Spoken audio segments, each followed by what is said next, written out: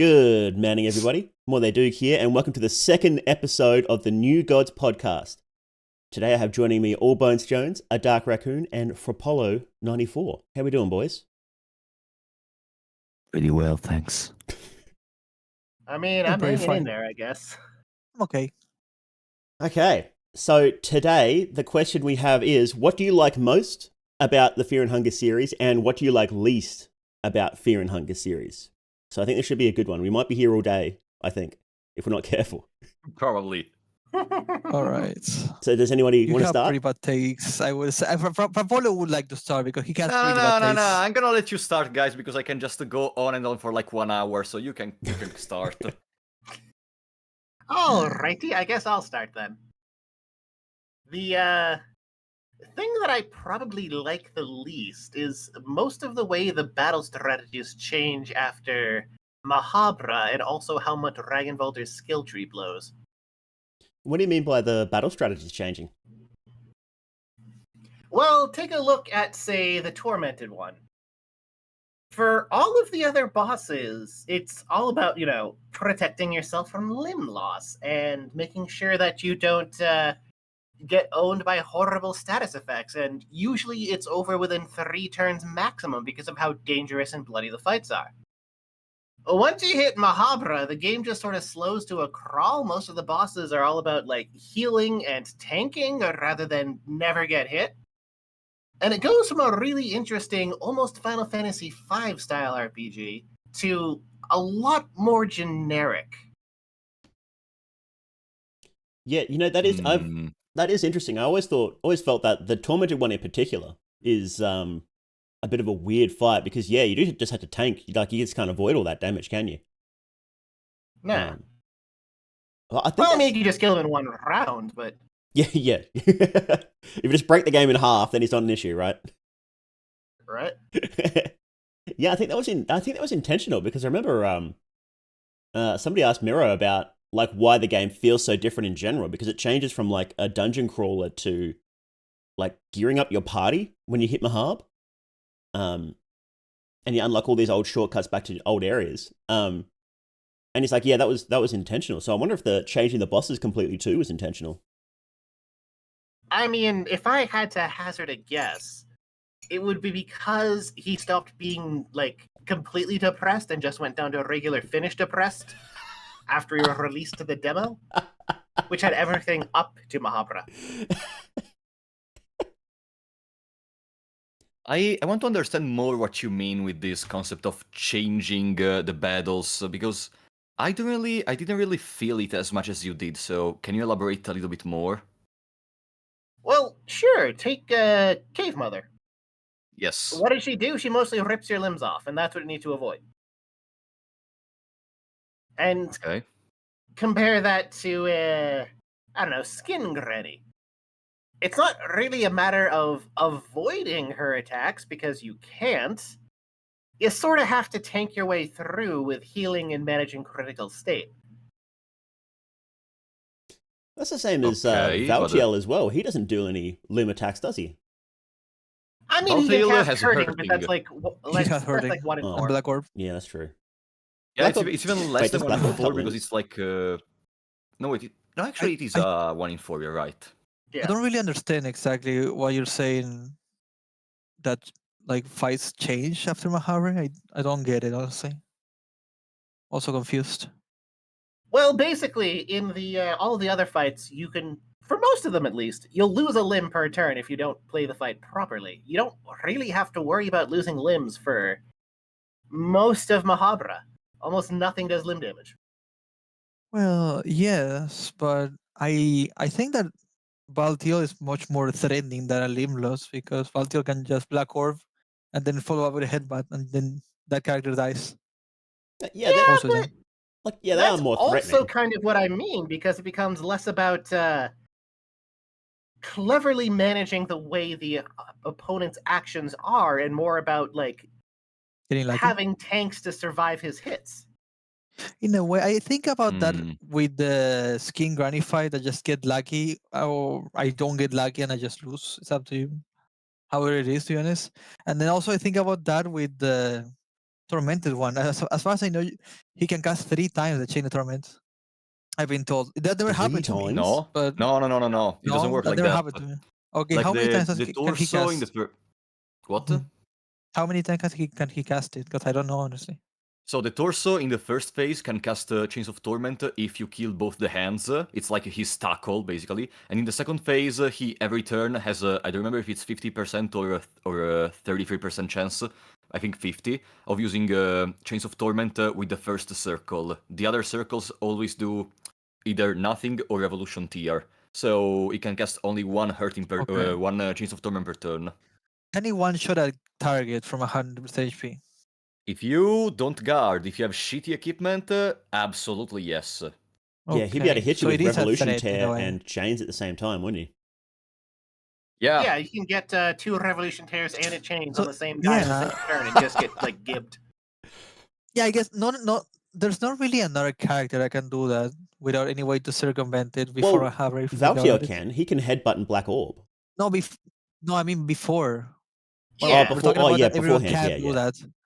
Yeah, it we're talking becomes about way everyone can't do less. that because It stops being about managing stats effects and way more about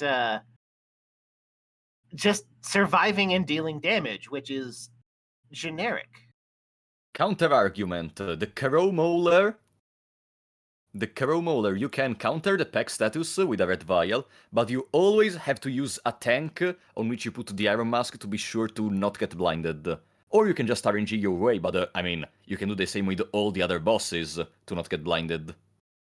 Right, I but think you're managing it's a status different effect completely. with the Iron Yeah, Mask, which is what I'm you talking can manage about. it. Yeah, You're not exactly. worrying You about can damage. Once you're exactly, past Mahabra, it's all about damage rather than status effects, and like and you they cannot sort of have pheromone to to track counter. stuff. Yeah, you cannot pheromone to counter that. If you pheromone a single character during all of these fights, they just die. They get Okay, I Black see Orb what you into a mean. headbutt, they die. They get Skin Granny, they die. They get Tormented One, they die. Right? I see what you mean. Okay, I understand your point. It's not a thing that I dislike, but I understood what you mean, and yeah, I understand why some people may find this a little bit annoying in a certain sense. Not I don't saying even it's find it annoying for annoying, me. just disappointing. It feels like I got bait and switched. I figured I'd have like enemies that can sever like 4 limbs every single turn in the final area, but then I just don't have enemies that sever limbs. I think there is a bit of an issue there because it's like, well, if you're severing, sometimes because there's enemies that sever multiple limbs, like the Phantom Assassin can sever multiple limbs. So where do you go from there? Because when you are severing 4 limbs in a single turn, then why not just give them a one-hit kill attack, like Black Orb, Revolution Tear, and Chains of Torment all at the same time? Like, why not just do that then? Because losing limbs, except on your main character, is almost irrelevant. You can finish the game with party members with, I don't know, 1 leg each, as long as your main party member is fine. Or I even believe if you your main So, party member well, is not fine. well, then that's an argument I think I for. also remove the legs and arms with a bonsa and just keep the party member on your team without having them ever lose any limbs. Yeah, figured my that out as second well. playthrough, I bone soft all of the girls' limbs for food, and she She was was still okay. working fine as a party member. Yeah, it's quite dumb. I love it. cursed. Well, then losing limbs is then not a threat. So then that's another argument for just making them deal damage. I think at that point there's sort of a limit to how hard those mechanics can be. Well, you could just basically just make the random enemies Kahara.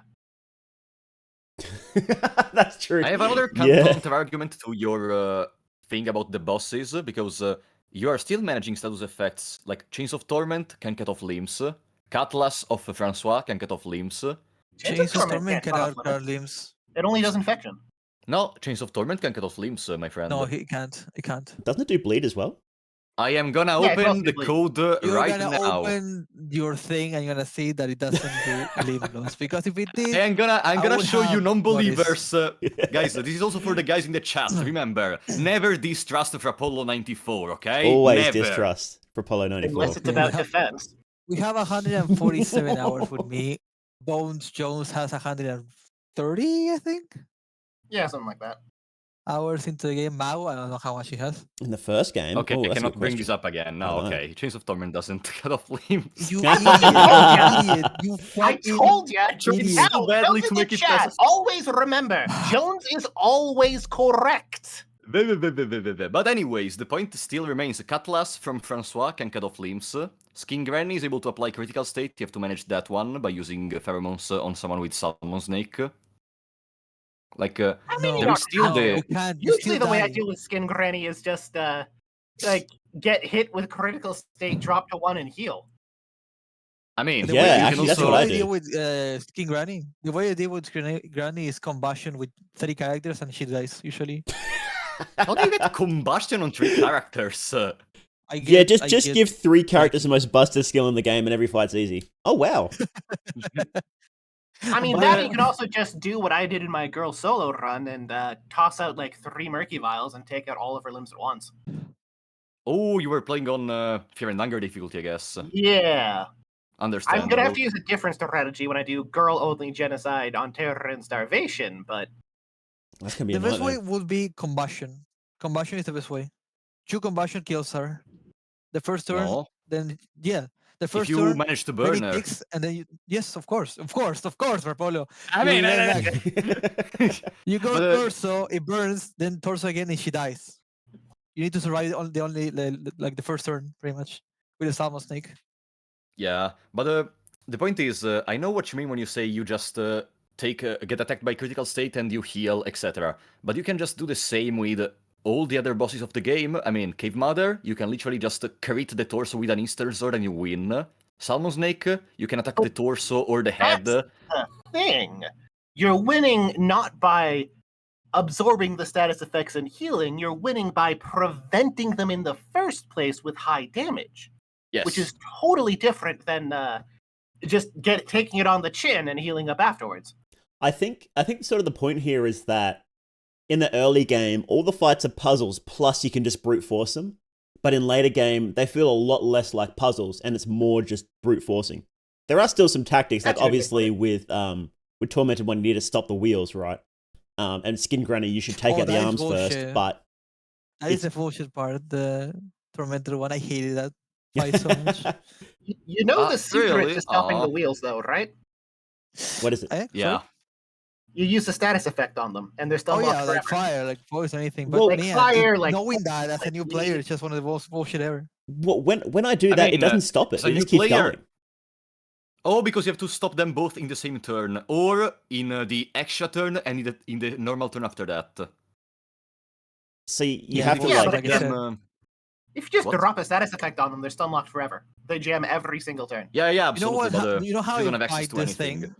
You know how You have fight access to Tormented things at One? that point in the game. At that No, point no, in the game, I you mean, either I have mean- access to Of combustion, course. or you could get poison from Harvestman. 100%. Of you have course, access. of course. But Easily. imagine Listen, in the okay. worst case, yeah, Raccoon.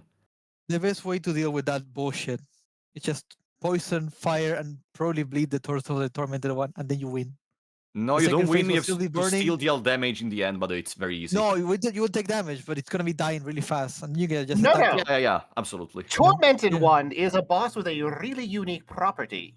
He's one of the very few enemies, might be the only enemy, that cannot be killed with a status effect. You have to actually It cannot be attack killed, him. but you Real. can still go for 1 HP damage. Yeah, Yeah, you it can cannot get him die. to 1 HP, then you have to hit him Yeah. afterwards. Huh. Yeah, If I remember That's correctly, interesting. even really that the hard when you have boneless. God of Fear and Hunger also has this property, if I remember correctly. Right, yes, she also does. But still, yeah, okay. I think I finally understand what you mean when you say that in the late game you lose the possibility of either tanking or managing stats, etc. I can agree. It's not a bad thing in my opinion, but I understand what you mean. So I also Like, I'm a understand. guy- Yeah. I'm a guy whose favorite RPG is Final Fantasy V, but solo, and I love usually with you. limited classes. So I'm really used to treating fights like puzzles and enjoying it, and taking that away kind of disappointed me. I love you. I don't know much about Fear and Hunger 1 in a way as how I feel about it, but I felt really pushed away from the game when I got to Mahara to the point that I dropped the game, played 2 at the time.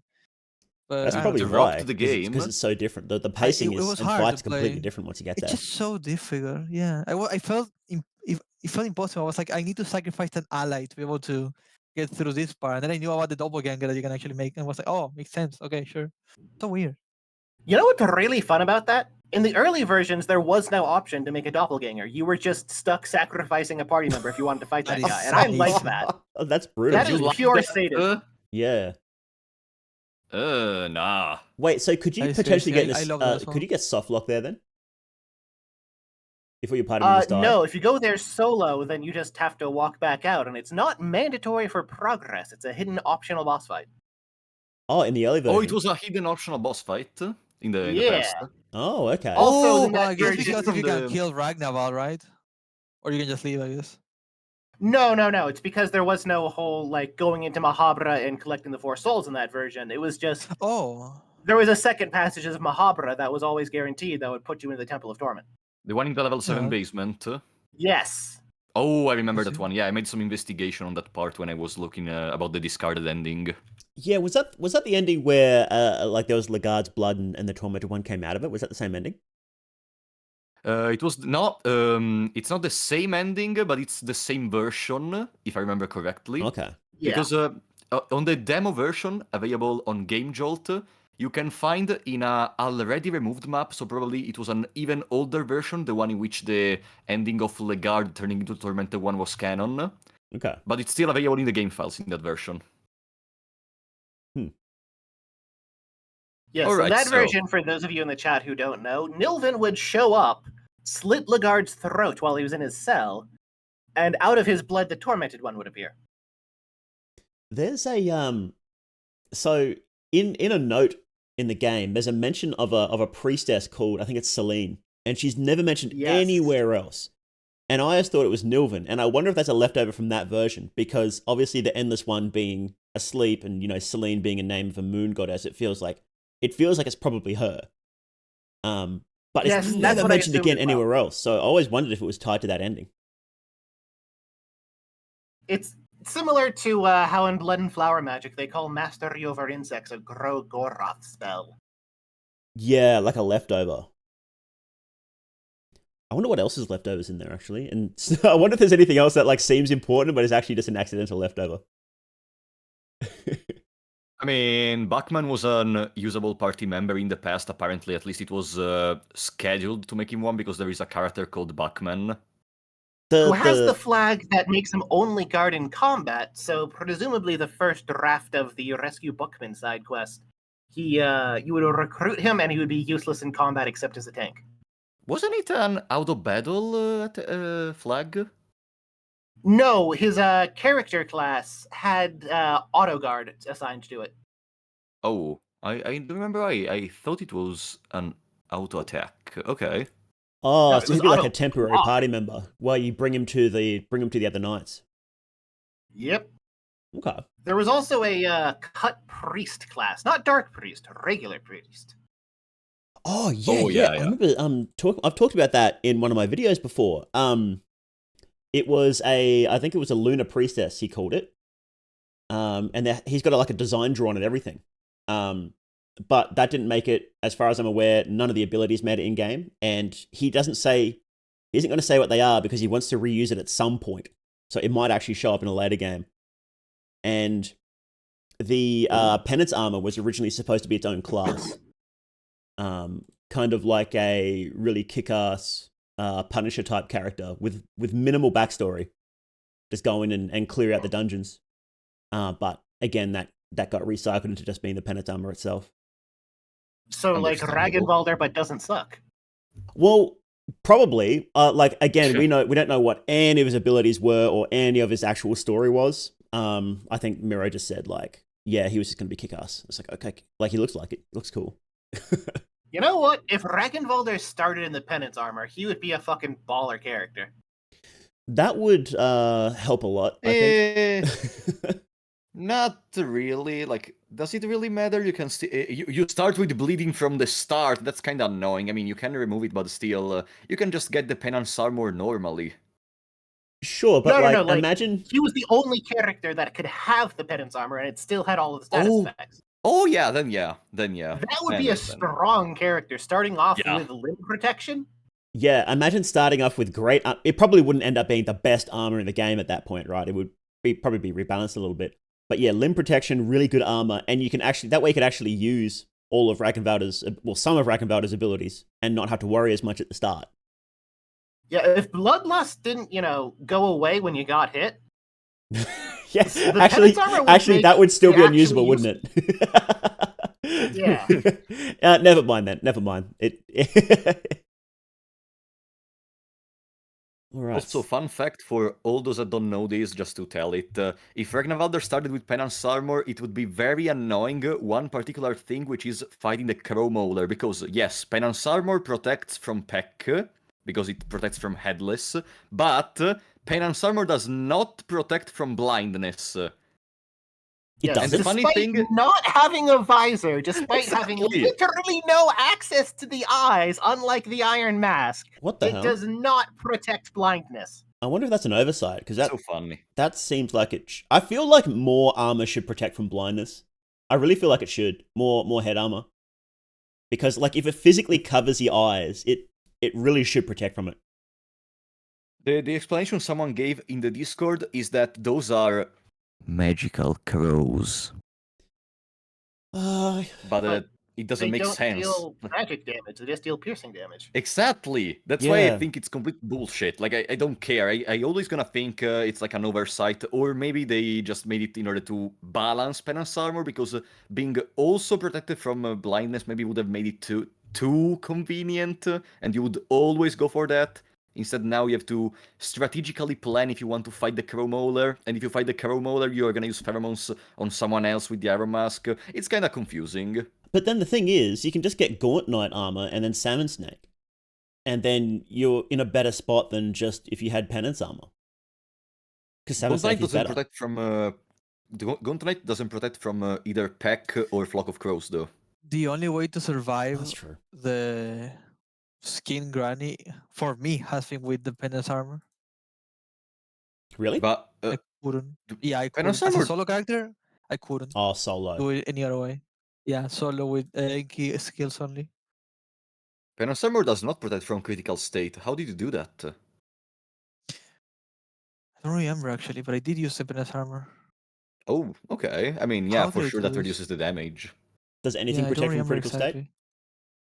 exactly. Summons Nick Soul. But you Really? can only use that, Salmon right? Snake Oh Soul yeah, you and can use that. You can use that, right? also, Yeah, you can use the that. other thing that protects from critical state is getting critical state by an attack that drops you to 1 hit point. Ah, that's a bug. That's a bug, dude. God damn it.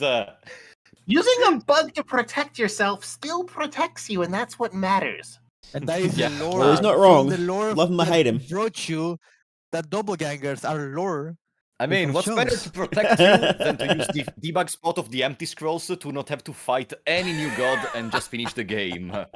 Because if you aren't married when you do that, you'll go to the void and have an empty party and it'll crash.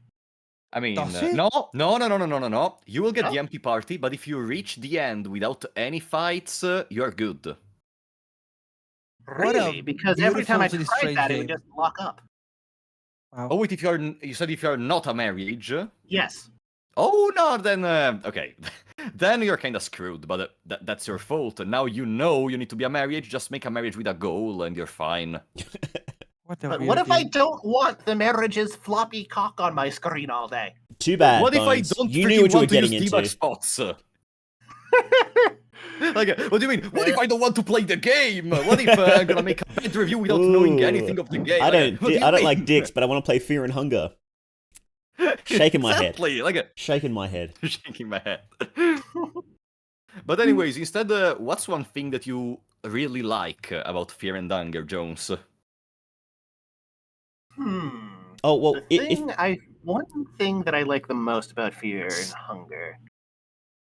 if I may, going on from big Ooh, floppy yes. dicks on the screen, that's what I really like about Fear and Hunger. Is how You love dicks, huh? No, I like how Yeah. I like how just shocking it is. Like how it's just sort of it does things that you don't expect games to do. And it's not like it's really extreme in basically everything it hits you with in the first area of the first game. It's like, oh, I didn't know they could make RPGs where your limbs just get cut off and then that's it, right? You just don't get it back. I didn't know they made RPGs where you could just get fucking owned and then get anal bleeding status effect. I didn't know they made RPGs where the dude's got a big dick hanging out there. I didn't know they did that. Oh, they do. And oh, wait, it's actually a really good game too. It's not just their just for shock effect. Like it's actually a good game. Yeah, That's what I really like about you it. know- Is just Unlike lone RPG. Shut up. Lona RPG also has these elements, okay? it does, but that's a porn game. So Fear and Hunger isn't a porn game. Absolutely. That's true, even though I mean, it's marked minus the as dicks, a mature. lot of old roguelikes had most of those mechanics. Yes, example? but the thing is that Fear and Hunger is also a good game. So Fuck you, I like Zing. Now, Zangband has stuff like if you take an acid attack and aren't wearing a closed face helmet, you'll get permanent scarring from it that damages your charisma score. Oh, interesting. Or if you take enough damage in one hit and don't have proper arm protection, you might just lose the arm. Hmm. You can That's recover cool. these eventually because it's high fantasy, but But still, you're damaged while you explore the dungeon. Yeah, understandable. yeah, taking any sort of massive hit can really easily lead to a death spiral because you'll lose access to all sorts of stuff. Also, a bunch of really interesting decisions to make. Like, gauntlets can protect your fingers from getting chopped off, but you won't be able to cast very well with them. Wait, you can lose fingers Oh. individually in that game? I believe so, yeah. Okay, that's pretty rad. Yeah. But I agree with you, Mao. Like, I think that Fear and Hunger does one thing that some games are not able to do sometimes. Because sometimes games spend like 1 hour or 2 hours in the introduction, we may say, where you don't actually play or something. While Fear and Hunger, you start and literally dogs attack you. There are some guards with cleavers. There is the Iron Shakespeare in the basement. Yeah. The Manebas are gonna inject you worms. It's everything. Yeah. It's fantastic. Can't go this Yeah, way, it can't takes go that way. 15 seconds for you to walk north and then have a giant fucking dick on screen. Yeah. It's just And that's probably why it was so successful a game, because that's a really strong first impression. it is. It For like it sure. has, it has like the introduction with the text on screen. It's like, oh, okay, like character building, I get this. And it's like sort of, oh, it's dark and grimy. I like it so far. And then it's just like, boom, dogs, boom, guard, boom, you're dead. And it's like, oh, what happened? You die faster than the actual text introduction. It's like, wait, what? And then restart. Yeah. Try again. Well, Restart. Try again. The first time I played the game, I started on hard mode with the Outlander, and I spent more time in the introduction, and then I spent 40 seconds dying to the dogs. Yeah. And I like how almost everything is sort of an inversion of what you expect. It's like you don't actually want to get into fights. Oh, equipment is way more important than actually getting in fights and getting stats, because you just you can't level up. And the first party member you get, the little girl, she's actually utterly useless for a while, for a new player. She's actually utterly useless for the vast majority of the game. Yeah, everybody hates you. Nobody likes you. Always think that the girl is useless. Yeah. And the money, you unfortunately. can't actually use that because you made a mistake, and like the one shop you can spend it in for most of the game, you can't actually use now. And it's just What all do you these mean like you small can't You things. spend can the totally podcast. use money at the start. That's how you get the potions. Like the potion of full life. It's so useful. That's true. That's true. And then, But wait, and then the merchant doesn't spawn immediately. It requires another event to be triggered, if I remember correctly. Yeah, you need to walk like 3 rooms in. Yeah. And a lot of players, in my opinion, are not gonna backtrack to the entrance after traversing 3 rooms without fighting the guards, Yeah. potentially. And then the first ending that most players are going to get is like, oh, okay, so we have to go find Lagarde, and by some sheer miracle, they get down to Lagarde. He's fucking dead. Good job. Now leave. Go. Yeah. You're done. And then you leave, and then it's like, wait, have I actually left, or do I just have insane PTSD from that miserable time in the dungeons? That I came back missing a leg, missing an arm, infected, anal bleeding. It's like, it's just misery. It's just utter misery. And it's like, there's like no things in the game where a game designer would say, that's a good idea. Let's do that. Let's make it even more miserable. Let's crank those dials up. But because it just keeps stacking on top of each other, every single little decision just adds more pressure. It becomes a pretty fantastic experience. Yeah. And that's sort of similar Absolutely. to a The lot fact of... that Oh, sorry. the fact that every single decision you make has consequences, and meaningful ones at that, is the thing that I like about it. You actually have to like think and try.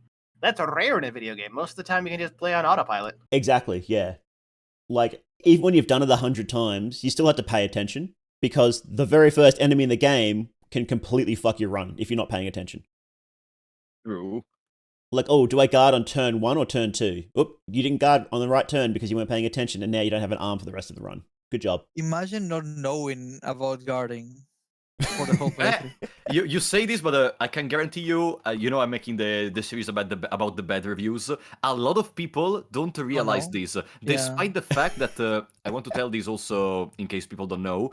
Sir Seymour in the basement doesn't tell you blatantly, oh, use guards when the enemies are gonna use coin flip attacks. No. But he tells you something along the lines of guard is gonna be useful. Guard, if you feel the situation is gonna become bad. And that's why I started using guard. Like at one point I thought, wait, the guard does a lot, the enemy guard does a lot of damage with the coin flip attack. I'm gonna guard it to be sure I don't take too much damage. And there I it would was. I say dodged it. maybe, in my opinion, I would say that only a few people know Sir Seymour because you need to go to a lift, and most people will play on normal mode. People who will play on Terran Reservation would know about Seymour faster than others, which is I- something good about Terran Reservation. I feel But then you have like to read that. I feel like the vast majority of people just wouldn't make it past the first couple rooms, I think. Exactly. Yeah. Yeah, but is But it really a problem you're of the like game? 2 or 3 runs. No, you're 2 or 3 screens away from Seymour if you go to a left. But if you go up, you're like 9 away, I think. No, there is the well. No one will jump down the well after I getting. dropped down the well. I dropped down the well and you I went down the didn't. toilet. I was and like, don't are you regret kidding it. me? I'm I not jumping never- down there. You I'll know- die. I'm not. Yeah, exactly. I'm like, I'm getting killed by this guy. I'm getting like the dog. I'm getting killed by just jumping down the blood pit. Fuck it, no. That's like I in mean, if you Termina never with the try, you will leechmonger never ring. know. The guy with the leechmonger ring. Exactly. He's all shriveled up, and it's like, Yeah, I'm not touching that exactly. ring. You kidding me? I'm not Yeah, taking that. fuck it. Touch it immediately. Well, actually, Like, no. no. I didn't. No, what? No, you I didn't? didn't touch it. No, I didn't know about it until my night playthrough because I heard the Shrek yelling coming from above, but I didn't know what it was, so I didn't know about that place until like my You night playthrough. one thing I always say to the new player is this game will make everything possible to prevent you from actually experimenting because you are scared of losing progresses, etc. That's why every time I suggest a new player how to play, I say establish a save file and then experiment from there. Look at the map, try choices, etc. That's why I think Yeah. not choosing something, okay, maybe on the first attempt you didn't, but once you find either a save spot or just you get tired of not checking what's inside of here, I think you should try other choices. That's how you discover new stuff. Otherwise, we would still be, I don't know, there wouldn't be any guide in this moment. It would be a Yeah. lot of difficulty even just to defeat Valtail or something. I also did the same with Final Fantasy 1 and 2, where I got a save and I would do everything just to sacrifice myself to get the knowledge. I wouldn't care about getting forward or Exactly. anything like that. And it helped me a lot, to be honest. But I think there's a magic of playing without doing that as well that I kind of missed, probably. Yeah, there is a magic. Who I knows? think in Termina I did it more, but I think both are fine. But the point is, I don't think lamenting because you don't know what's down the well and you don't want to risk is kind of a interesting thing to say. You know what I mean? I'm not saying you are lamenting, but I'm just trying to make you understand my point.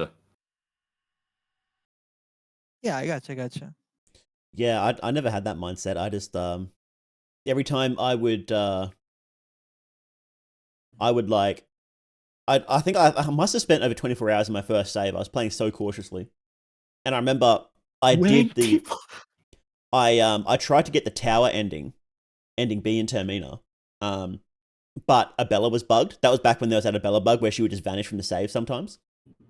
And I hunted down every single other person, and I'm like, okay, where's Abella? Oh, she's not here. I went and got aura reading to try and find her, and she just wasn't there. So I had to go and rush and do ending A really quickly, and I did this all in I had one big last 12-hour stream on December 31st. I know. I know what happened to you. What Should happened? I explain? So the thing about it is that there was a bug before the patch where you could run. if you played before the patch where you can run. Mm. Then there was this bug. I don't know if it was watched during that. I have no idea. But in my Levi.exe run that I did, there's a point in the story where I cannot open a door where Avela is. Avela is behind that tunnel that opens with, what is it called? You gotta break it with a short circuit, or you gotta go the other way around and get it with short circuit again. That's where Avela is as Chugner. And if you don't have the damage to break it, you cannot kill Avela. Avela is there in that place for the whole run. Really? You will never get it. Yes, you're stuck there. What the And hell? that was something that could happen to you. Yes, in my Levi.exe, I was fighting a door and just playing sad music because Avela was there, and I spent 2 hours and 30 minutes trying to get a good luck crit or anything like that. I don't know if you could even crit the door back then. I don't think so. But I was trying my best just to get damage, and I did at one point. But that door, you need Blood Golem for that door. They patched it. Avela cannot go back there anymore. But if she glitches in day 2 night, in day 3 night, she will be back where Needles is in the tunnel. So it's quite a glitched state where Avela is just completely invisible and gone. She And I still hated has that. some glitches too. She can appear if you kill her upstairs. She can appear downstairs too. I've heard, but you still get the souls. There's You kill her something there upstairs. as well, but yeah, you get 2 souls, but it's the same shit. Yeah, So, so it doesn't really matter. so neutral. Yeah, exactly. I hated Avela.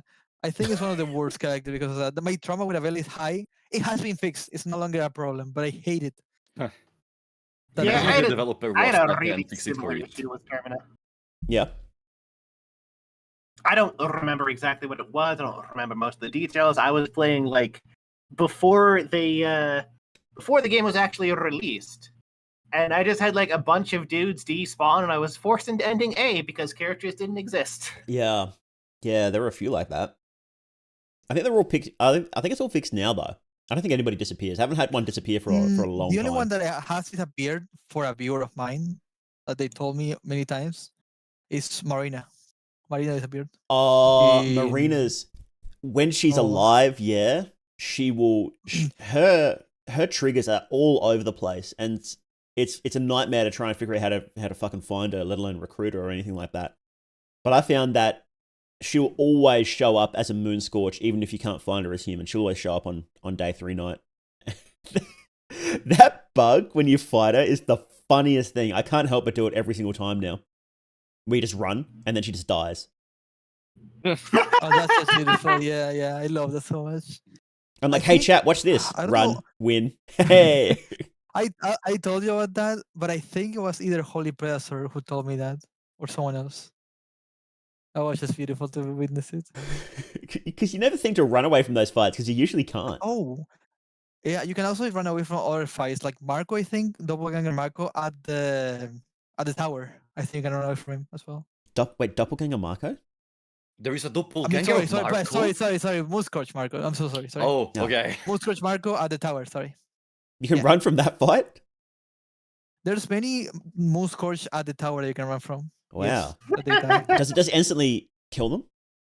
Just dies. Yeah. Wow. That sounds Actually, funny. speaking of Marco, that's another thing that really grinds my gears. Marco. So if you look at Marco's battle sprites, he's got his lead arm up to his chin and then his back arm down in an L shape to his stomach, right? Yeah. This is modeled after what's called the Hitman stance in boxing, where you have one arm in an L shape and one arm up to your chin. It's something that I used a lot when I was boxing. Oh. I didn't know you were Problem boxing. is, his hands are backwards. Are they? Who they are? Are backwards? What do you mean backwards? No. The Wait, let me L-shaped choose, arm right? is supposed to be the lead arm, because you're only having it in that L shape so you can toss out flicker jabs. And you have your Okay. rear arm held up to your chin, Oh, so but that you his can hands are step backwards. forward It's and just throw out a powerful straight. Oh, so okay. Oh yeah, you're right. It makes So it has sense. the wrong poise, basically. I mean, it's actually correct on his fighting him sprite, but when you recruit him into your party, he has his stance backwards. His footwork all fucked up too. Interesting. I didn't know this. Never noticed. Interesting. And it's just, oh, it's so close to being a cool reference that like I would have really appreciated, but I no, mean, you it's only one put person it working it, so backwards. maybe they'll fix it. I We'll mean, tell them with this podcast. We'll hit up Andrew, if Miro. you're Say, Miro, watching, you gotta fix don't this shit, buddy. You gotta fix it. exactly. Don't add new locations. Don't add new characters. No. Fix the sprite Yeah. of Marco. Fix this. And that's it. Yes. Unironically, yes. I will play Termina again when that happens. Well, actually, you might be pleased to note this, Bones, but there is going to be a lot more character interactions in the coming update, apparently. So a lot more scenes. Unfortunately, everybody's favorite Caligura is only getting he's getting somewhere to sleep at night, apparently, and nothing else. Which I know we're all disappointed in. But it's Hey, better man, we can I'll actually take find him. it. It's better than nothing. Absolutely, yeah. Because right now it's an absolute nightmare to find him.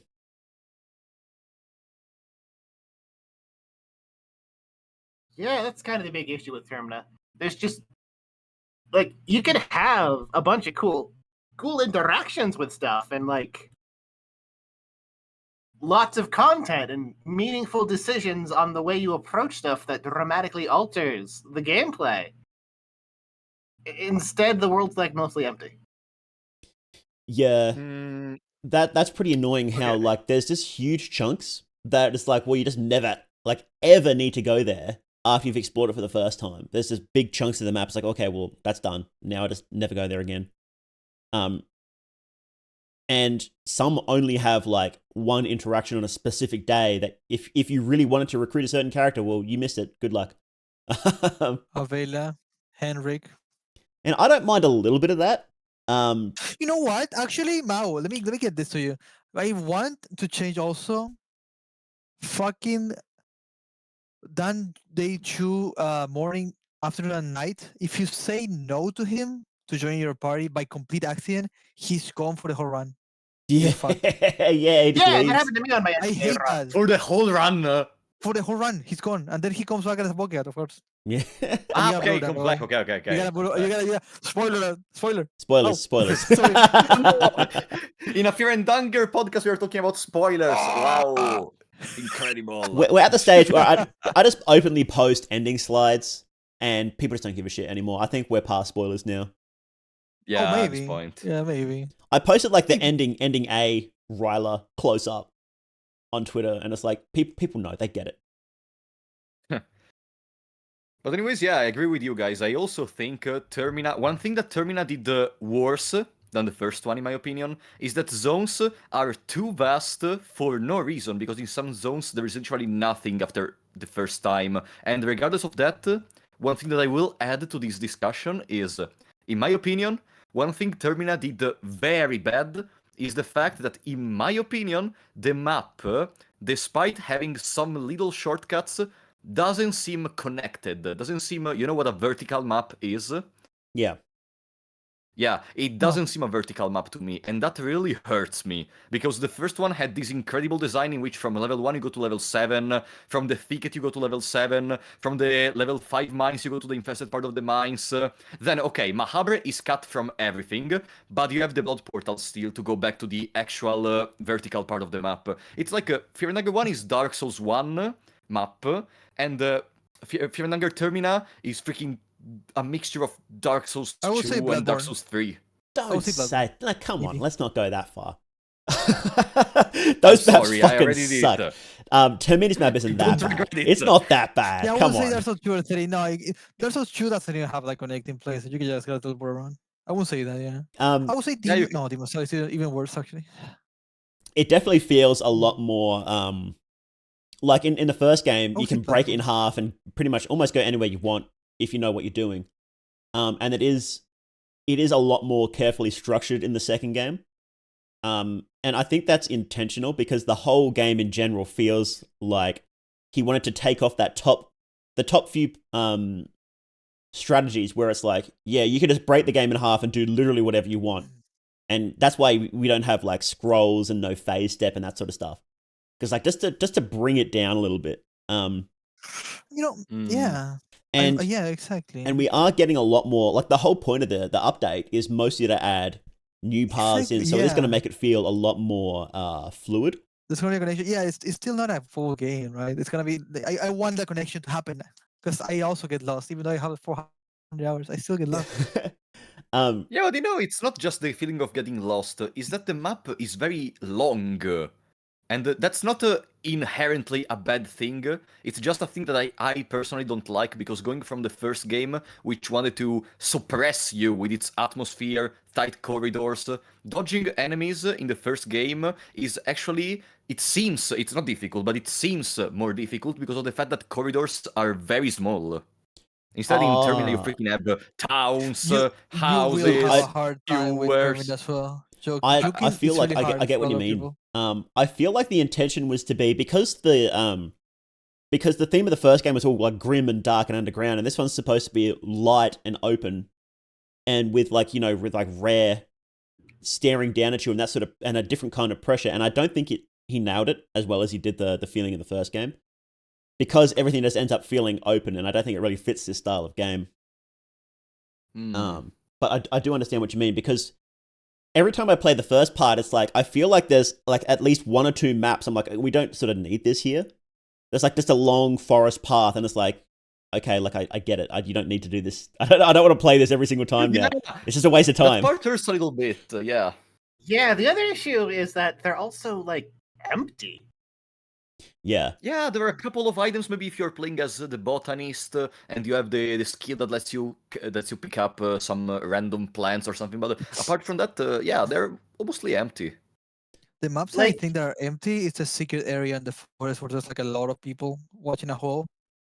That one I just don't understand the place. That is empty as fuck for no reason. Oh, it's a Yeah. secret room. You need Like, secret rooms. compare the density of Like- like one of the rooms where you rescue the girl to any of the entire maps on the forest path. The Yeah. girl rooms generally have like a monster in it. They will usually have the cage. They'll usually have like a library you can read stuff on. Well, a bookshelf. They'll usually also have something on the desk that you can read. Sometimes there's also going to be a kitchen where you can cook stuff, which is actually an important thing. There's usually like a dozen different things to do in every individual room in Fear and Hunger 1. You're lucky to Yeah. have a dozen things total across an entire map in Termina. Yeah. It feels very I wonder if the intention was for the game to be really open, like really open world, because that's what it feels like, an open world map. But then he's just sort of added the barriers, so it's broken up into 3 sections. Because it's that sort of open world design where there's like, instead of being strict paths between stuff, it's sort of, there's points of interest and then you get between them however you want. And I don't know if it works as well as it could have. Yeah, I completely agree. I think it could have added more stuff, which I know saying it out loud seems really duh or even stupid to some people, because they may just say, bro, then you make the game. But that's the point. I'm not a developer. So I'm not the one that has to make a game more interesting or something. Yeah. Yeah, exactly. Like, I mean, I guess Like, the experience is different when you've played it for 200 hours compared to a brand new player. When I was playing it for the first time, I think it felt good. Like I didn't mind having the big open areas because it was like a little bit of a breather in between the tense fights, and everything was scaring the shit out of me. See, I didn't really like. opposite reaction. The huge open areas without much in them just bored the fuck out of me. Like Yeah. that one Yeah. part where you have all of those moon scorched peasants that don't do a whole lot, and you can fight them and cut their head off for leveling up. I would go through there and do that to get the soulstone shards, and it would be like 20 minutes of nothing happening. Yeah, That's Because true. it's the intelligent way to play the game. yeah. And I you've don't got know. like to go from the train to there, like, you know, you got the train, right? And then you've got the forest path. And then you've got the sewer entrance with the one guy who shoots you, and you can miss him pretty easily. And then you've got the waterfront where nothing happens. And then you go there, and only then do you have the actual guys that will attack you.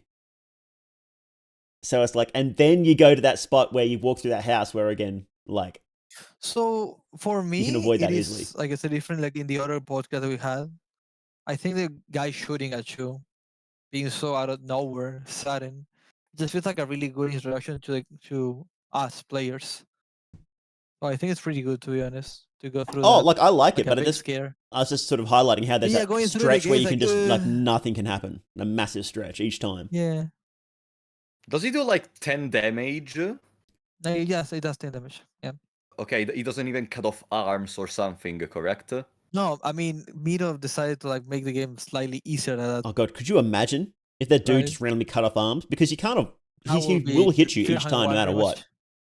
He will shoot you. I mean, if Yeah. you get your arms cut off, you can just put it in a Sylvian circle, bam, done. Yeah, easy. But Yeah, the it is a point little is, I easy. don't know. I feel like it's gonna become like yeah, maybe the first time you get shot by the shooter, you're gonna be like, wait, what happened? Who is that? Okay, I agree. It happened to me as well. But from the second time, I think you're gonna be, oh yeah, there is the shooter again, because it's not something so important.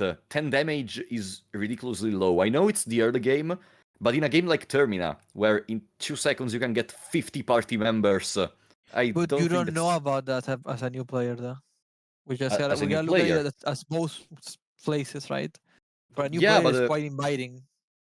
But look for at that, that, you know, and then look at the possibility of going to the side entrance of the dungeon, and you accidentally find a maneba. The maneba kills you because, or maybe just exactly. reduces your health by 50 or something. That's why I enjoy a lot of Fear Hunger 2 as a new player, because I can recommend the game while recommending the first one later, because how difficult it is. There's some people who like trial and error though, so I guess it depends on Mm, the person who's playing it. so I you're mean, I to just me, it, it's starting still it with really was trial really and Termina. error. inviting for me to play the game. Like The it's first game easier is compared to the really first trial and one. error, yes. Yeah, the I first one just, is really trial and error. I just really want to point out the ballista guards with like their arrows hit harder than that guy with his rifle. Oh yeah, That's they true. do I mean, like, 70 damage, I think.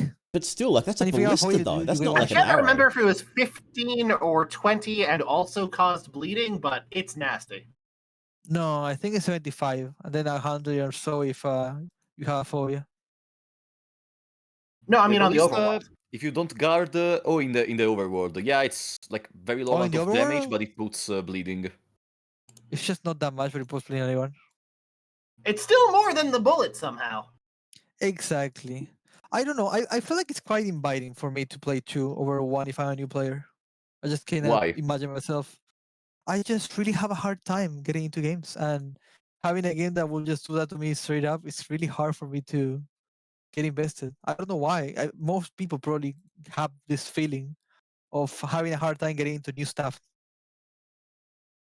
I think Mm. Terminator is in better our for new games. players because I think it's just easier all around and less shocking content because that actually does turn a lot of people off, which I'm fine with. I think it's great that a lot of people get turned off by it. But if people want to get into the series, I always recommend Termina over the first game.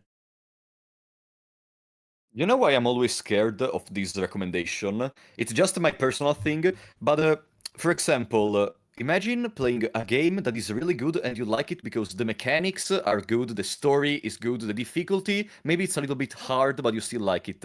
And then you quote unquote downgrade to a game that has mechanics a little bit more clunky I and a wouldn't say difficulty that. higher. Like What? I get that. I get that. What is the first story? Frapolo. I get that, Frapolo. Yes, Sorry, okay, maybe okay. whatever the fuck. Do you forget his Did you name? Fine, forget go my on. name? Yeah, I forgot your name. You're so unforgettable. Sorry. Okay. Okay, Frapolo. I get that because I got into Monster Hunter World and then I tried to go back into the previous ones and I had a really hard time getting into the clunkiness of the old Monster Hunters. Yeah. But I would say, and I agree with this with Jones, and I agree with this with Rapolo, that Fear Hunger Ones feels a lot better when you're getting into the fights, the sounds, like everything, the ambience, just feeling so threatening. That feeling of fear and like just complete dread going from the second game to the first game is amazing. Like, And I think it just Hmm. scares the player really well. I agree. I think that atmosphere is better in the first game. And I like a lot of specific things like that about the first game more.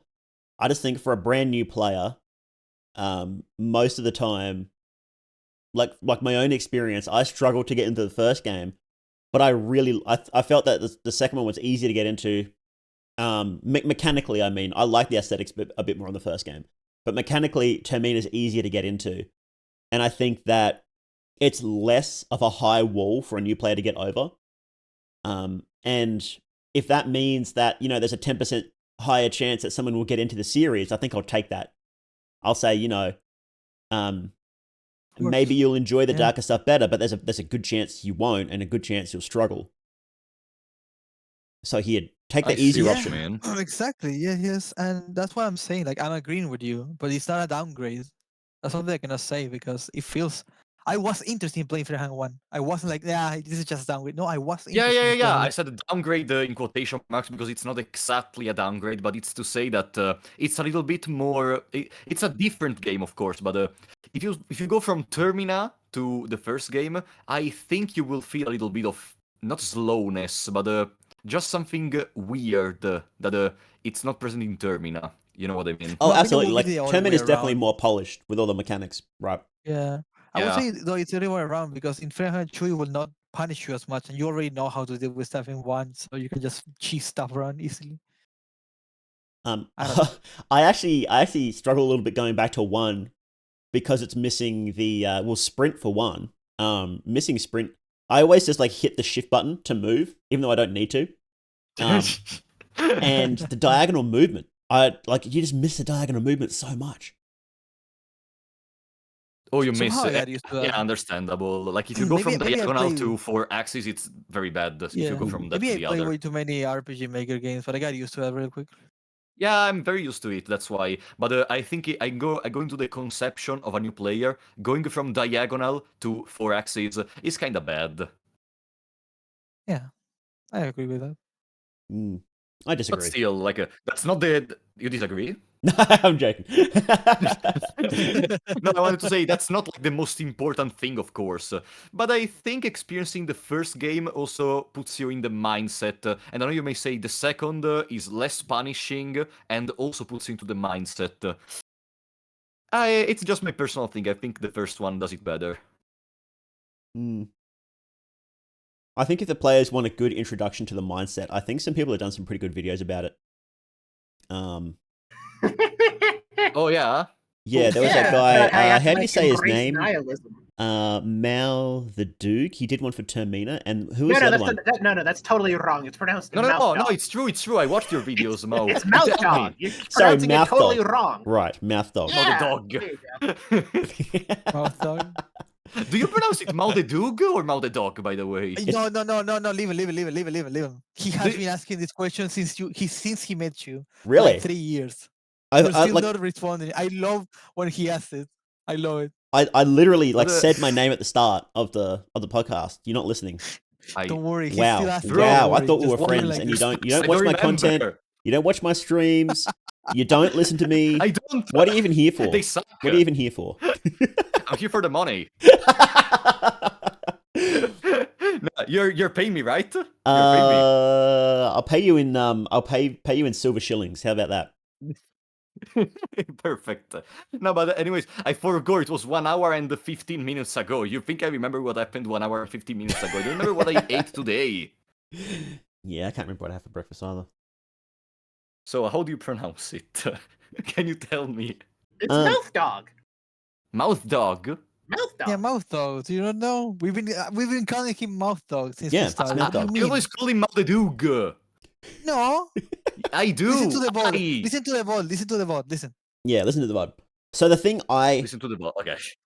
I dislike Yes. about the series, right? And this is going to sound funny, but the thing I dislike is how vague some of the lore is. Now, Interesting.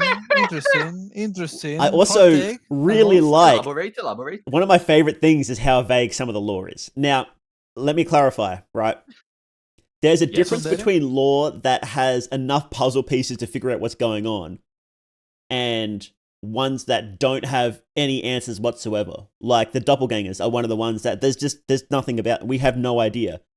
And we just sort of have to wait for updates if it comes in updates. And about, did I mention this last time? About how logic, we don't actually know if we did anything by by turning on the Yes, teleelectroscopes? yes, you did tell us. Yeah, yeah. Yes. I rant about that every time because it's. I mean, by turning on the teleelectroscopes, you know that logic is now a marriage. Logic is a marriage? Huh? It's the marriage. The marriage What? theory. I Everything's still a need to make- marriage. I makes still need to sense. make that lore video. It's horrible, and everyone's going to hate it, but it's also actually correct. It's No. wild. We were talking about it the other week. It's I guess should we spoil it? Probably not. Spoil I it. mean, you know what? I'm gonna spoil it because why not? Yeah, go ahead. So you know how Grogoroth is like a bunch of different gods at the same time? No. No. Wait, Oh, you don't? they haven't watched my lore. didn't They don't watch my lore study. videos. They don't watch my I didn't videos. study. I literally Shit. made a I didn't stream with study. Worm Girl about this, and she never told to me about the Grogroth being different gods amalgamation. Well, see, this Wait. is actually Morgan doesn't watch mouse videos. That's crazy. no shocking stuff. So this is actually a recent advancement by that YouTuber we were just talking about, Mouth Dog. He's discovered that Grogoroth was most likely the sun god that mysteriously died so Ulmir could ascend. Oh yeah, that's part I remember it, yes, but how does it go to being an amalgamation of different gods? Well, the fact is, like, Grogoroth was the sun god. He's also traces of Grogoroth. He's also Ulmir. He's also Sulfur. So he's like 4 or 5 different gods there. Yeah. So, Yeah, because they're all the same god. They're branches on the same tree.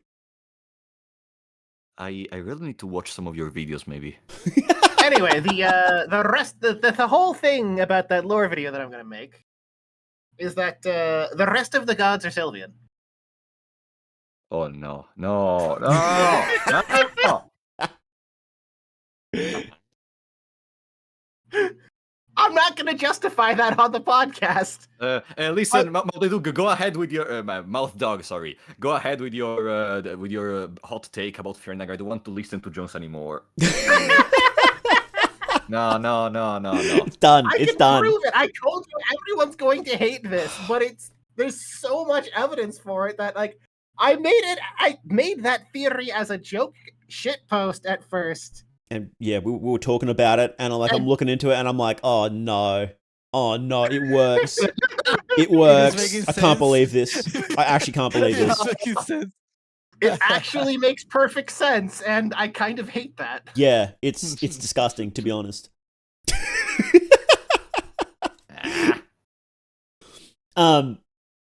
Yeah. So I dislike how there's some things that are just like in the game, and because Mirror is usually really good at making sure that things fit. Like, you know, the Circle Spear is a classic. It was a reference, but shit, now there's circles in the game, right? They're just erasers in the game. Yes. So I don't think that there's anything in the game that isn't there for a very specific reason, right? I think everything has lore attached to it. And then there's just some things that he just hasn't given us the clues for, whatever, and I find that really frustrating. Because everything else is so well put together, and I know that he's done it for a reason, but he just hasn't given us the clues, and it's like, well, like why? Like it takes up space in my head, and it just gets me mad. Yeah. You know that room with the television that your character like can actually comment on the television? The television Yeah, The room, one that is yeah. supposed to be doppelganger of Hate Karin. that place. Why do you Yeah. hate that? Oh yeah, and the Karen doppelganger too. room. Like if that's even a doppelganger, like whatever that is. Yeah, it's I mean, I know what it is. what is it? No, you don't. Yes, I do. It's Sylvian. No. Look, everything I is heard either from Italian, Grogor or so other hold on. Sylvian, and I can prove it. Yeah, Yeah, are you And I hate Sylvian, Jones? yeah. I think you're Sylvian. Listen, Frappolo. I think I heard you say something in Italian for like a second. I think you I actually getting said the angry. EO. I said the EO because I was destroyed by the assumption that Karin is Sylvian. But anyways, I agree to an extent. But on the other part, I think that having vague things is what allow people to theorize. Because yeah, even having more clear facts could do that. But who knows? Maybe without these vague things, your videos on the various gods wouldn't exist. or I don't know, all the theory crafting on the Discord server wouldn't exist. Anything wouldn't, nothing would exist probably if there was one concrete lore that everyone follows, as a cult maybe. Look, you're 100% right. And that's why the vagueness of the lore is also my favorite thing. But Oh, okay. I like it when there's enough puzzle pieces to be able to start putting it together.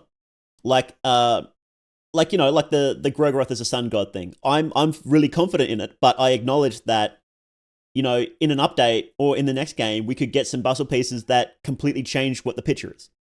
It's just right now, I think that's what the pieces are saying. And so I really like that there is that wiggle room. And, there are some other theories that are pretty interesting as well. But I just think there's some things that just have no clues about them, like almost at all. And it just really annoys me. But then, and on the flip side, I do love how intricate and woven into the games the lore is. It's like what Dark Souls tries to be. I think Miro nails that.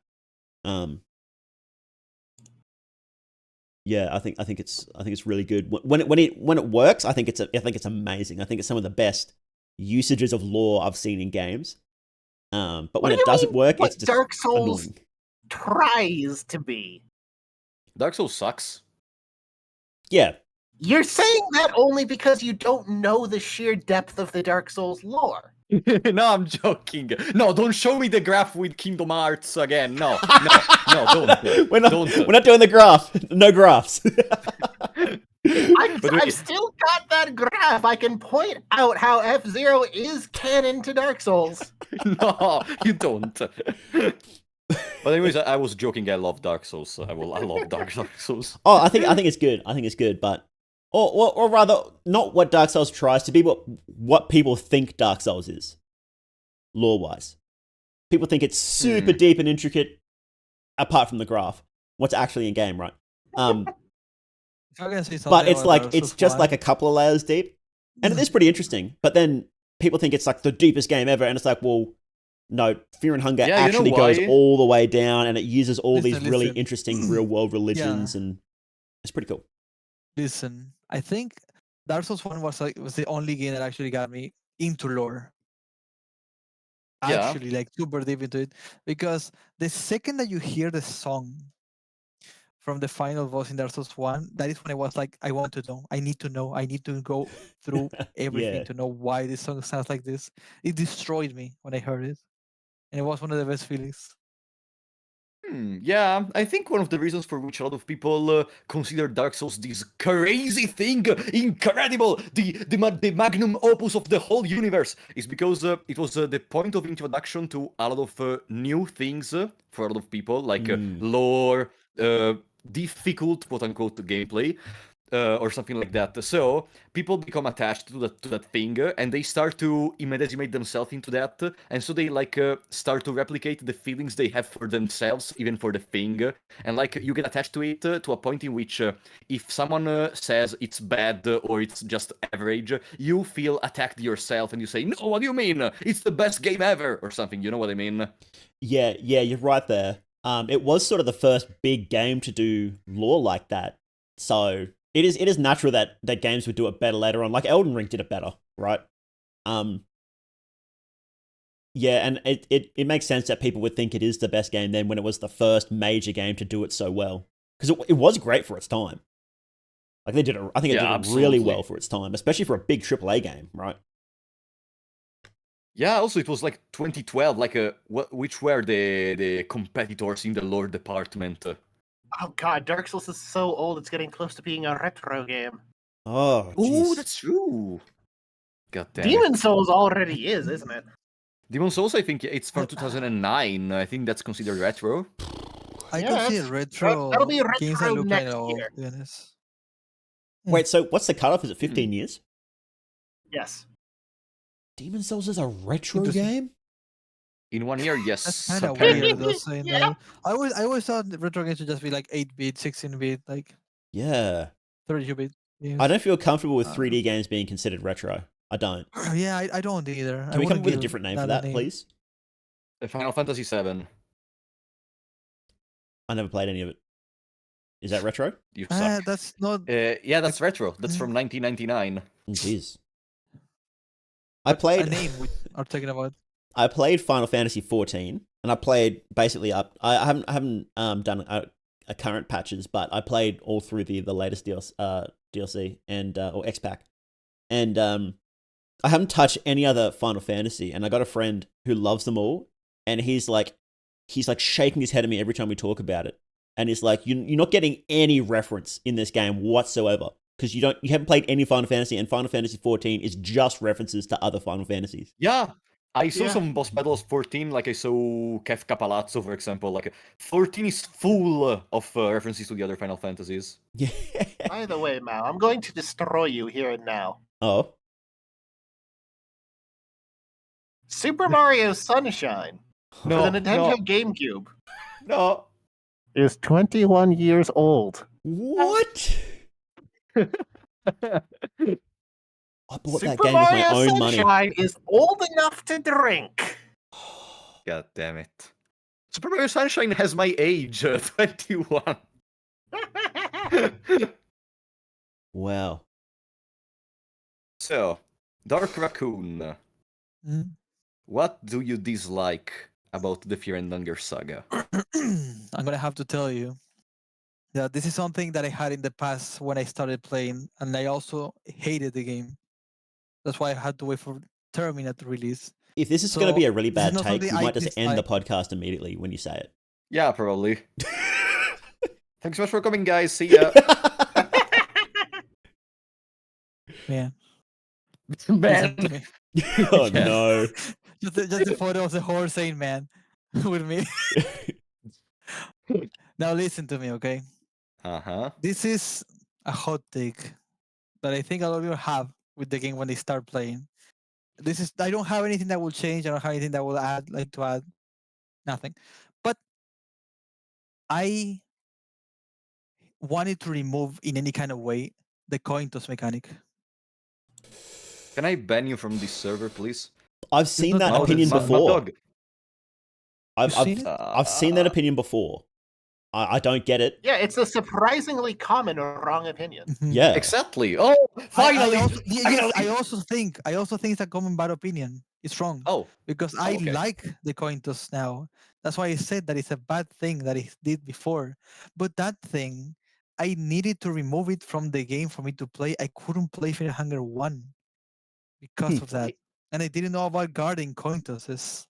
I was forced to lose every single time and I didn't understand anything. Oh, Yeah. sorry, was that really was hard. the most convoluted take. I didn't understand what. Can you repeat? He's just saying Imagine that. if you loot something and you have to like coin toss to see what you get, and you would have Yes. gotten something game breaking that would have just carried you, like Ring of Wraith with life stealing doors, for example, making healing items useless for the whole game. And then you know that in your head, and you get tails when you go for heads, and you're like, man, I could have gotten Ring of Wraith. I could have just won the game there, and I have to see through it again to get lucky, only to step on a nail in the corner and then lose again. There is a difference. The nail is a skill issue. It's not the RNG. You're new with the game. That's the Well- kind of stuff. Well, look. I mean, wait, sorry, mouth. Sorry. If you're new, you don't know about the Ring of Wraiths. You Ooh, good do point. get to know it because you get lucky at one point, sadly, and the game fucks you with it. So you get lucky showing about that a it point about exists. the Ring of Wraiths, but not Yeah, lucky and then you're enough scared to of losing dodge it, the and then you rusty lose nail. it. Like, bro. Same with arm guards, same with leg guards, Yeah, same yeah. with so much shit that you're like, man, I wish the game wouldn't be like this with me. I want to remove the coin toss. I want to just play without knowing what I'm gonna get, and that's it. I hate it. Yeah, Okay. it's similar to. I've actually talked about this on stream a little bit because other people have had this opinion too, and I was baffled at first, but it's kind of like XCOM, right? Where if you're screwed by Yes. RNG, the whole point of the game is RNG mitigation. It's getting yourself to a point where RNG won't kill you, and if a coin toss would save you, then you should just consider yourself dead anyway. And getting a coin What toss is is a bonus. XCOM? Sorry? What is XCOM? Oh, it's that Wow. Wow. that Wow. strategy, that turn-based strategy game with aliens, which is notorious for being completely bullshit. And really heavy not RNG Never throughout it. heard anything about it. I guess it's been a Wow. while since its last big release for them.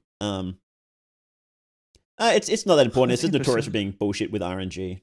It's Okay. kind of like Darkest Dungeon then. How if you were screwed by RNG, you were screwed anyway. Oh, It's one of those okay. games where you can have like a 95% chance to hit someone and still miss. And people think that's Fear and Hunger. unfair because Nah. 5% can't happen, obviously. Yeah. That's just basic statistics. 5% doesn't exist. Yeah, you have to even in Pokemon. Like, okay, in Pokemon it's a little bit more in Pokemon it's the exact opposite because if a move is not 100% accuracy, it's like 0 accuracy or Yeah, something. But it's the same thing.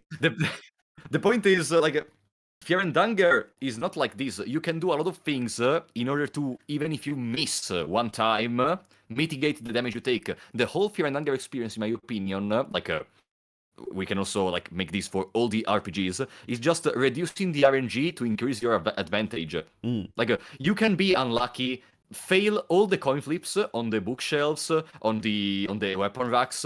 If you know where to go and what to do, you are still able to win easily. Yes, Yeah. but if we don't know, and that's what it was for me. That's why I wanted to remove it at the time. That was my hot take at the time. Oh yeah, Oh, yeah, yeah, okay. and You don't know that's having the knowledge. Yeah, exactly. Yeah, that's sort of a okay. mindset thing, and that's why a lot of people struggle with like other games like XCOM and Darkest Dungeon too, because they don't realize that the RNG isn't there to screw you; it's there to save you. You know, if you get into Yeah. the RNG is it's there to help you, right? It's not Speaking there. of It's not there to 5% hurt you. chance, speaking of 5% chance, I was doing a tournament, Chain to Tournament only run in Termina, and there's a 5% chance to miss when you use it, and I missed like No. 9 times against Rare. It was heartbroken, and it costs 80 mine to use it. I hate it. Wow. 5% clutch. Yeah, it was one of the worst things there. At least I know that it inflicts bleeding, but that's the only thing I got to be honest. I hate it. God damn it. Hate it. There's one more thing I wanted to add about. Shut the fuck up, Rapula. Huh? Yep. Oh, sorry. God damn it, Rapula. I Sorry. think you still need to tell us the thing that you super like about this one video game series, Raccoon. Tell me, Nothing. what is your question again? The question is, what do you really like about the Fear and Hunger series? Sorry. I wanted to add something else before moving into that. Oh, Uh, sure. That I want, if any of you guys could, Raccoon? because that's what I wanted at the time, the coin toss Oh, to my be internet must removed. be fucking If dying. someone, should we wait for Bones? Huh? We can hear you, Jones Bones. is lagging. Bones? I don't know that. We're waiting for him. Wait, he cannot hear us. It seems. Oh, he cannot hear us. Oh yeah, he dropped. Yeah, went also away. waiting. Is he back? Jones, you there? All right, there we go. Okay, so Okay. I want one of you guys, because I don't think I can, if you can, to remove the coin toss No. to allow No. people to get into the game to try the game. Absolutely not. Because I did a 99 save mod for both games, and a lot of people got into the game because of that. I think allowing the community to get into the game will help a lot. Some people You don't know, like to have infinite saves. It goes against my ethic because I I'm know one of it's the same people. for me. Same for me. I was the person who said I'm not gonna make a 99 Book of Alignment mod because it feels wrong. But you But did. A What do lot you of mean? people asked me for it for 4 months. People are asking me for 4 months to make Termina videos. I still didn't do them. I think That's a that the different games story naturally completely, gatekeeping man. themselves is fine. I think that's fine because Maybe. that ethic of it being difficult and cruel extends throughout the whole game. And taking out those core mechanics like that, I think makes it a completely different experience, and the people just aren't experiencing it properly. And if they don't like it, I think that's fine. I think they can go play something else then. Like not Exactly, I tried to everything play- needs to be for every person, and I think that's fine. And I think Fear and Exactly. Hunger is so good because it doesn't pretend to be for everybody. It says, this is how hard the game is, this is how dark it is, this is how bullshit it is, and if you don't like that, well, okay, that's fine, it's not for you. And you know what's the funny part in that? Yeah. That this is the complaint I have. The game is too easy. Terminator is too 2, easy. yes, it's way too easy. No, Terminator no. is too easy. The first one, not Oh, the Termina. first The one? No, first it's not one. too easy. Termina, Not too easy. no. Let me explain. Okay. You'll love that mod that I'm making then. Yeah, Mm. definitely. The one with that has only crow molars and crow molar is very fast, Oh. right? I mean, it has more than that. It has stuff like rusty nails that chase you down. Oh, that's beautiful. I have a mod. I have a mod. Holy Brasser is making the mod of what is it? You start Fear Hunger 2 with 90% hunger. So like you only have like 10% hunger. And every single time that you transition your screen, like you have like 30 seconds to move away from that screen, otherwise you die. And you cannot eat. Oh. It's basically Yes. Mazo mode, but with extra steps. Yeah. Okay, Would but you like to anyways, talk about one last topic? Because Yeah. Well, it's getting what did really you like too about time. the games then, Raccoon? Because I think that was the only question that hasn't been answered. Well, the thing about that I like about the game, I'm gonna say it's just the challenges that I can do. I have to say, Fear Hunger 1, I've been stuck with challenges that I don't know what to do with them to make them fun. But Fear Hunger 2 has so many things that you can do to make challenges with, and that's why I haven't run out of ideas for challenges. Recently, I did Wheel of Pain, which is pretty much adding every single thing that could happen into a run and just doing a wheel spin every time I get it wrong on a coin toss. Like I open a chest, I get it wrong, I spin the wheel, and I think it's really fun. Like I'm figuring all this shit. Yeah, What does a wheel do? it's Like pretty what's pretty on the wheel? fun. There's so much stuff on the wheel. Like for example, lose an arm, lose a leg. F5, for example. F5, no. Discard all the money, discard armor, discard weapon, discard amulet, ban all amulets, ban use heroin as soon as you get it, use items as soon as you get it. Wow. Like be poisoned, don't heal poison, don't heal bleeding, don't heal. This is just so good. Like step on a bear trap, stuff like that. It's just so fun to be honest. And there's some good stuff as well that could happen to me that will make me have a chance to fight back. Like for example, there's one that says raccoon decides, which allows me to remove one of the challenges I have. But it's one of like 50 things. I love it. I've been having so much fun with all the challenges. I would say the amount of things you can do with the game with challenges, it's just beautiful. And I cannot run out of stuff because there's also stuff coming up, which I'm really happy about it. Yeah, that's what I I like really it a like lot. about the series too, is how many different ways you can tackle everything. I think Termina is a Yeah. little better in that regard. How there's just so many different ways you can, because there's a lot more variety in spells and weapons. And yeah, I think it's pretty cool.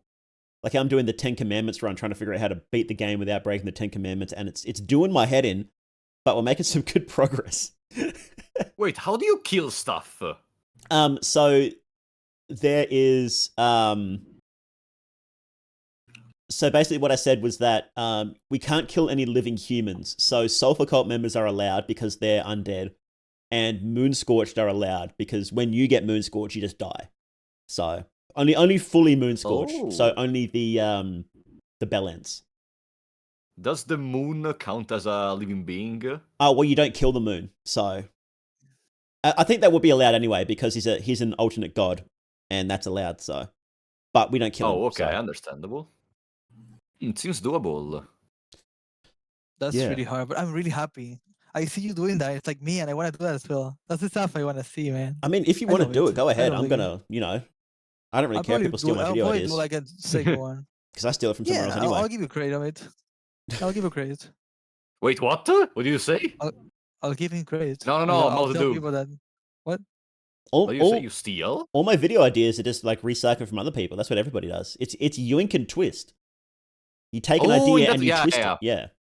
Like Yeah, like yeah, I do I the didn't same. invent tier list, right?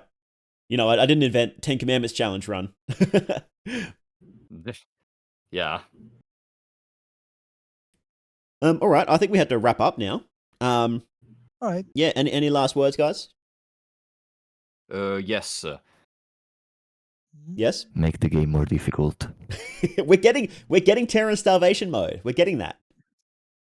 No, I mean the first one, because all the useful weapons and the good accessories are easily accessible. I want it to be more difficult. Like, give me a way to make the game even more difficult. I want a hard mode or Look, something like I that. think the issue with the Hard mode, first game is that because the whole game is like a puzzle.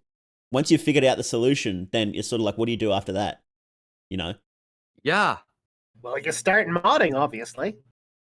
true. Yeah, that's the stuff. All right.